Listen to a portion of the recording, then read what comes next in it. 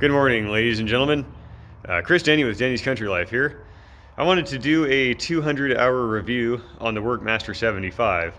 So now I've had the opportunity to run it through almost a full winter, push snow with it, spread manure, load manure, move ecology blocks. I baled about 60 acres, 70 acres worth of hay this year. I feel like I put it through any kind of normal paces that I would put any other tractor its size through. Moving round bales, moving hundreds of round bales, silage bales, 1,500 pound bales, 1,200 pound bales. This thing handled excellent. If you've seen my first video, you'll know that the back tires are loaded with beet juice. Very helpful when I move lots of silage bales. I always make sure to put my 1,000-pound counterweight on the back, and the thing is just steady as a rock. The loader has more than enough capacity. I believe it's rated to 3,200 pounds to full height at 24 inches from the pins. So plenty of loader strength. The loader bracketry, the chassis that it mounts to, everything seems plenty good for that weight. So in general, I've really enjoyed operating this tractor, with one exception, which has now been fixed. So actually two exceptions. So there were a couple problems, and they're both rectified now. One of them, so all these newer tractors, when you push the brake in, it automatically engages the front axle, puts it in four-wheel drive to help slow you down better. It's a safety feature, and in this case, it isn't one that you can bypass or change.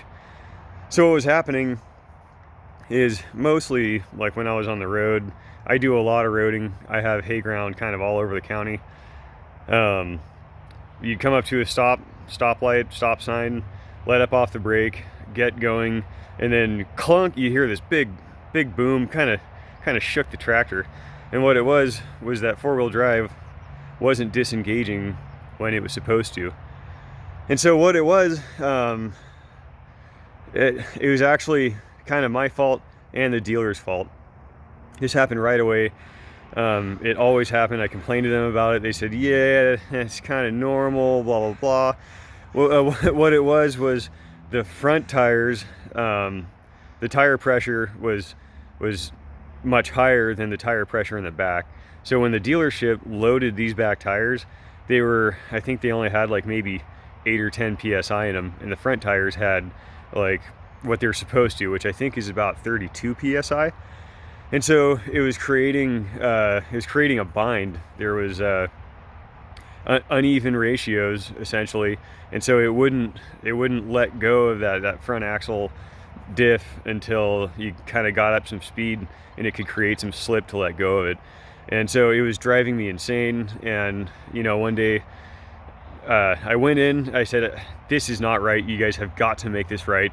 They opened up a ticket. They got a hold of some engineers there at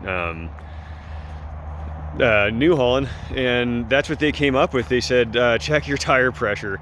So I did. Sure enough, I aired up the back tires to match the front tires, and that problem went away. So if you have a New Holland Workmaster, or really any other newer tractor that shows those symptoms, check your tire pressure. I didn't think to check my tire pressure.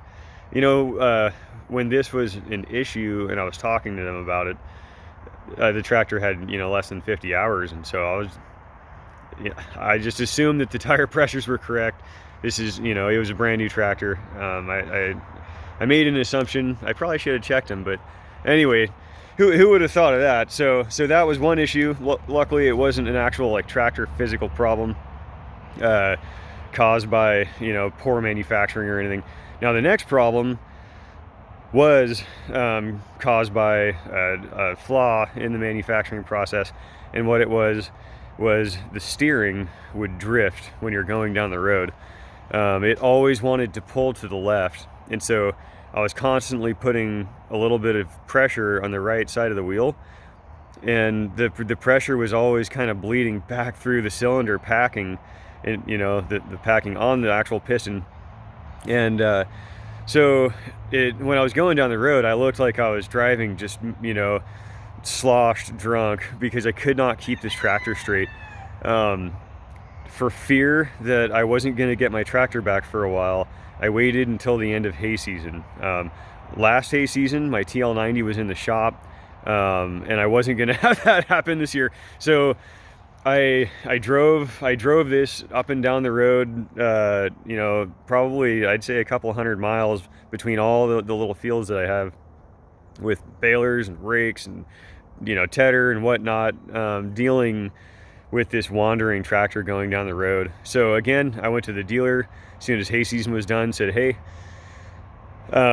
tractor wanders going down the road, and you know, this is what's happening. I showed him a video of me turning the wheel to the right going down a straight road, and the wheel would make almost a full revolution all the way around in like a half a mile distance. So he said, I get the same runaround from this guy. The dealer itself is really good. The service manager, he defaults to it being operator issues, and he defaults to, that's normal, that's not much of a problem. I'm a mechanic. I know when there's an issue. I've driven lots of tractors down the road. I know what is normal, what is not normal. Anyway, so I showed him a video, I explained it to him, and so he went and grabbed a tech. I was telling the tech, and the tech was like, yeah, that's not normal. Let me come take a look at it. So they drove out to the farm. We took it for a ride. He said, yes, there's definitely an issue here. So they opened up a ticket. They were looking at some things and what other tractors have had similar issues, and it turned out to be that the seals inside the cylinder were leaking, and so they replaced that cylinder with one off of a new unit. Boom, problem solved. My tractor drives straight as an arrow. So that was I'll bet you that happened during the installation process, when whoever did that was putting that cylinder together. Sometimes seals get damaged when you're putting them inside the actual cylinder itself. So I built or rebuilt several hydraulic cylinders myself, and I have also damaged them in the process of rebuilding them. So you know, other than that, this tractor is flawless. For what I'm doing, plenty of power. It didn't struggle with anything as far as the haymaking process, and like I said, moving round bales, you know, 4-foot ecology blocks. It's just been great. The 24 mile an hour road speed, oh my goodness, I'm very grateful for that. It saved me lots of hours, going between fields and back and forth from home to connect to implements, etc. It powers the 7-foot New Holland H60 740 beautifully. It handles the weight of it off to the side just right. These two are a perfect match. I could, if I wanted to, run one more disc longer mower, but I have this one. It's paid for. It's in excellent shape, has low hours. No need to go changing something that doesn't really need to be changed. So all in all, guys, I have 211 hours on this machine. I really enjoy it. So far, it's my favorite tractor out of all that I've ever owned. Is it expensive to buy new? Yes, it most certainly is. Is it nice to have that warranty backing up any potential issues? It's a huge savior. Yeah, to wrap it up, if I had to do this again, I would absolutely buy this very same tractor. I've done lots of comparisons between it and Massey Ferguson and John Deere and Kubota, etc. I've sat in most of those cabs. The Massey Ferguson is an extremely nice machine, but I couldn't afford it. You know, you're talking a difference of several $1,000s, and just to find one in stock in your state, at least in my experience, is really difficult. So this is great. Really enjoy this tractor. I recommend the Workmaster 75 to anybody on a smaller operation, or if you need a chore tractor, something like that. Excellent machine, big performer for its weight, for its package.